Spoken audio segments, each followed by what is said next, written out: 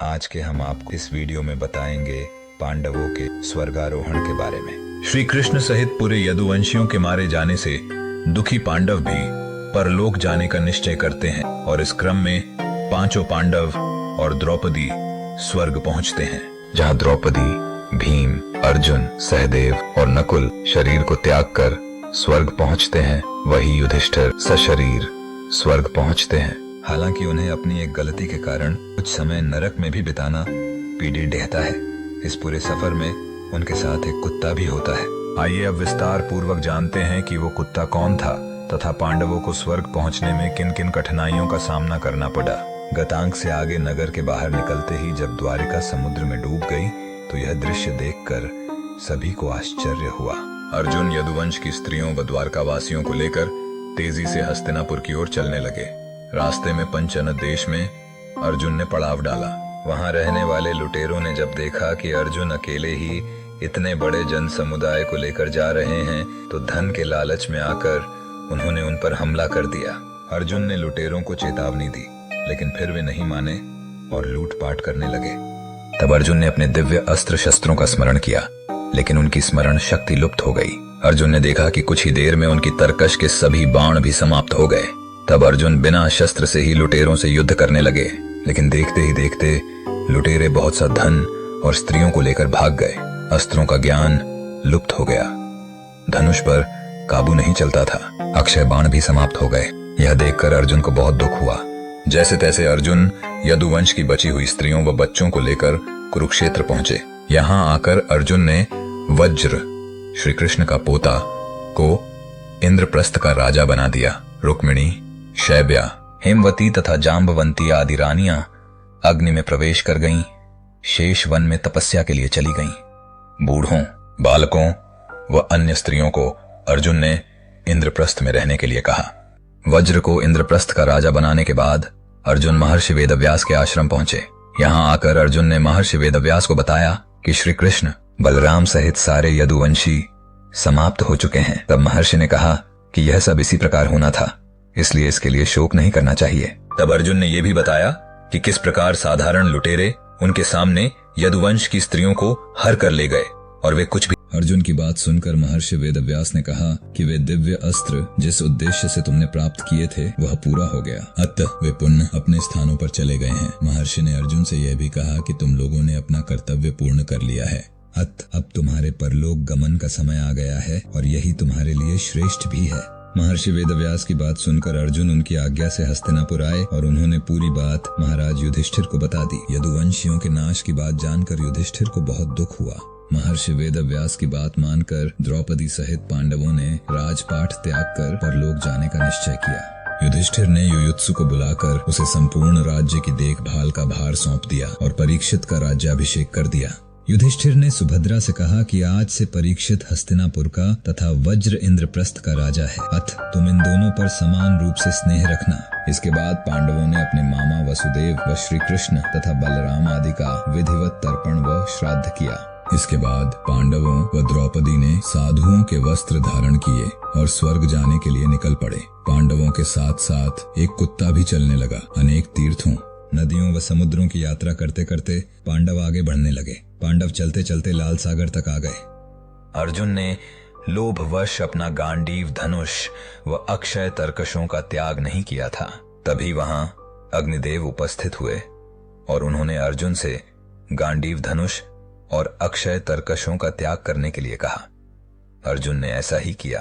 पांडवों ने पृथ्वी की परिक्रमा पूरी करने की इच्छा से उत्तर दिशा की ओर यात्रा की। यात्रा करते करते पांडव हिमालय तक पहुंच गए। हिमालय लांघ कर पांडव आगे बढ़े तो उन्हें बालू का समुद्र दिखाई पड़ा। इसके बाद उन्होंने सुमेरु पर्वत के दर्शन किए। पांचों पांडव, द्रौपदी तथा वह कुत्ता तेजी से आगे चलने लगे। तभी द्रौपदी लड़खड़ाकर गिर पड़ी। द्रौपदी को गिरा देख भीम ने युधिष्ठिर से कहा कि द्रौपदी ने कभी कोई पाप नहीं किया, तो फिर क्या कारण है कि वह नीचे गिर पड़ी। युधिष्ठिर ने कहा कि द्रौपदी हम सभी में अर्जुन को अधिक प्रेम करती थी, इसलिए उसके साथ ऐसा हुआ है। ऐसा कहकर युधिष्ठिर द्रौपदी को देखे बिना ही आगे बढ़ गए। थोड़ी देर बाद सहदेव भी गिर पड़े। भीमसेन ने सहदेव के गिरने का कारण पूछा तो युधिष्ठिर ने बताया कि सहदेव किसी को अपने जैसा विद्वान नहीं समझता था। इसी दोष के कारण इसे आज गिरना पड़ा है। कुछ देर बाद नकुल भी गिर पड़े। भीम के पूछने पर युधिष्ठिर ने बताया कि नकुल को अपने रूप पर बहुत अभिमान था, इसलिए आज इसकी यह गति हुई है। थोड़ी देर बाद अर्जुन भी गिर पड़े। युधिष्ठिर ने भीमसेन को बताया कि अर्जुन को अपने पराक्रम पर अभिमान था। अर्जुन ने कहा था कि मैं एक ही दिन में शत्रुओं का नाश कर दूंगा, लेकिन ऐसा कर नहीं पाए। अपने अभिमान के कारण ही अर्जुन की आज यह हालत हुई है। ऐसा कहकर युधिष्ठिर आगे बढ़ गए। थोड़ी आगे चलने पर भीम भी गिर गए। जब भीम ने युधिष्ठिर से इसका कारण तो उन्होंने बताया कि तुम खाते बहुत थे और अपने बल का झूठा प्रदर्शन करते थे, इसलिए तुम्हें आज भूमि पर गिरना पड़ा है। यह कहकर युधिष्ठिर आगे चल दिए। केवल वह कुत्ता ही उनके साथ चलता रहा। युधिष्ठिर कुछ ही दूर चले थे कि उन्हें स्वर्ग ले जाने के लिए स्वयं देवराज इंद्र अपना रथ लेकर आ गए। तब युधिष्ठिर ने इंद्र से कहा कि मेरे भाई और द्रौपदी मार्ग में ही गिर पड़े हैं, वे भी हमारे साथ चलें, ऐसी व्यवस्था कीजिए।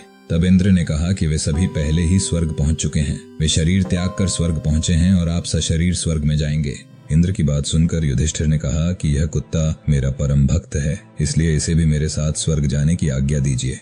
लेकिन इंद्र ने ऐसा करने से मना कर दिया। काफी देर समझाने पर भी जब युधिष्ठिर बिना कुत्ते के स्वर्ग जाने के लिए नहीं माने, तो कुत्ते के रूप में यमराज अपने वास्तविक स्वरूप में आ गए। वह कुत्ता वास्तव में यमराज ही थे। युधिष्ठिर को अपने धर्म में स्थित देखकर यमराज बहुत प्रसन्न हुए। इसके बाद देवराज इंद्र युधिष्ठिर को अपने रथ में बैठाकर स्वर्ग ले गए। स्वर्ग जाकर युधिष्ठिर ने देखा कि वहां दुर्योधन एक दिव्य सिंहासन पर बैठा है, अन्य कोई वहां नहीं है। यह देखकर युधिष्ठिर ने देवताओं से कहा कि मेरे भाई तथा द्रौपदी जिस लोक में गए हैं, मैं भी उसी लोक में जाना चाहता हूँ। मुझे उनसे अधिक उत्तम लोक की कामना नहीं है। तब देवताओं ने कहा कि यदि आपकी ऐसी ही इच्छा है तो आप इस देवदूत के साथ चले जाइए, यह आपको आपके भाइयों के पास पहुंचा देगा। युधिष्ठिर उस देवदूत के साथ चले गए। देवदूत युधिष्ठिर को ऐसे मार्ग पर ले गया जो बहुत खराब था। उस मार्ग पर घोर अंधकार था। उसके चारों ओर से बदबू आ रही थी। इधर उधर मुर्दे दिखाई दे रहे थे। लोहे की चोंच वाले कौए और गीध मंडरा रहे थे। वह असिपत्र नामक नरक था। वहां की दुर्गंध से तंग आकर युधिष्ठिर ने देवदूत से पूछा कि हमें इस मार्ग पर और कितनी दूर चलना है और मेरे भाई कहाँ हैं? युधिष्ठिर की बात सुनकर देवदूत बोला कि देवताओं ने कहा था कि जब आप थक जाएं तो आपको लौटा लाऊं। यदि आप थक गए हों तो हम पुनः लौट चलते हैं। युधिष्ठिर ने ऐसा ही करने का निश्चय किया। जब युधिष्ठिर वापस लौटने लगे तो उन्हें दुखी लोगों की आवाज सुनाई दी। वे युधिष्ठिर से कुछ देर वहीं रुकने के लिए कह रहे थे। युधिष्ठिर ने जब उनसे उनका परिचय पूछा तो उन्होंने कर्ण, भीम, अर्जुन, नकुल, सहदेव व द्रौपदी के रूप में अपना परिचय दिया। तब युधिष्ठिर ने उस देवदूत से कहा कि तुम पुनः देवताओं के पास लौट जाओ। मेरे यहाँ रहने से यदि मेरे भाइयों को सुख मिलता है तो मैं इस दुर्गम स्थान पर ही रहूंगा। देवदूत ने यह बात जाकर देवराज इंद्र को बता दी। युधिष्ठिर को उस स्थान पर अभी कुछ ही समय बीता था कि सभी देवता वहां आ गए। देवताओं के आते ही वहां सुगंधित हवा चलने लगी। मार्ग पर प्रकाश छा गया। तब देवराज इंद्र ने युधिष्ठिर को बताया कि तुमने अश्वत्थामा के मरने की बात कहकर छल से द्रोणाचार्य को उनके पुत्र की मृत्यु का विश्वास दिलाया था। इसी के परिणाम स्वरूप तुम्हें भी छल से ही कुछ देर नरक के दर्शन पड़े। अब तुम मेरे साथ स्वर्ग चलो, वहां तुम्हारे भाई व अन्य वीर पहले ही पहुंच गए हैं। देवराज इंद्र के कहने पर युधिष्ठिर ने देव नदी गंगा में स्नान किया। स्नान करते ही उन्होंने मानव शरीर त्याग करके दिव्य शरीर धारण कर लिया। इसके बाद बहुत से महर्षि उनकी स्तुति करते हुए उन्हें उस स्थान पर ले गए जहां उनके चारों भाई कर्ण, भीष्म, धृतराष्ट्र, द्रौपदी आदि आनंद पूर्वक विराजमान थे। वह भगवान का परम धाम था। युधिष्ठिर ने वहां भगवान श्री कृष्ण के दर्शन किए। अर्जुन उनकी सेवा कर रहे थे। युधिष्ठिर को आया देख श्री कृष्ण व अर्जुन ने उनका स्वागत किया। युधिष्ठिर ने देखा कि भीम पहले की तरह शरीर धारण किए वायु देवता के पास बैठे थे। कर्ण को सूर्य के समान स्वरूप धारण किए बैठे देखा। नकुल व सहदेव अश्विनी कुमारों के साथ बैठे थे। देवराज इंद्र ने युधिष्ठिर को बताया कि ये जो साक्षात भगवती लक्ष्मी दिखाई दे रही हैं, इनके अंश से ही द्रौपदी का जन्म हुआ था। इसके बाद इंद्र ने महाभारत युद्ध में मारे गए सभी वीरों के बारे में युधिष्ठिर को विस्तार पूर्वक बताया। इस प्रकार युधिष्ठिर अपने भाइयों व अन्य संबंधियों को वहां देखकर बहुत प्रसन्न हुए। पांडवों के स्वर्गारोहण के इस प्रसंग के साथ ही महाभारत कथा समाप्त हो जाती है। आज के लिए इतना ही दोस्तों, फिर मिलेंगे अगली कहानी लेकर। तब तक हमारे चैनल को सब्सक्राइब करें। मस्त रहें, हंसते रहें।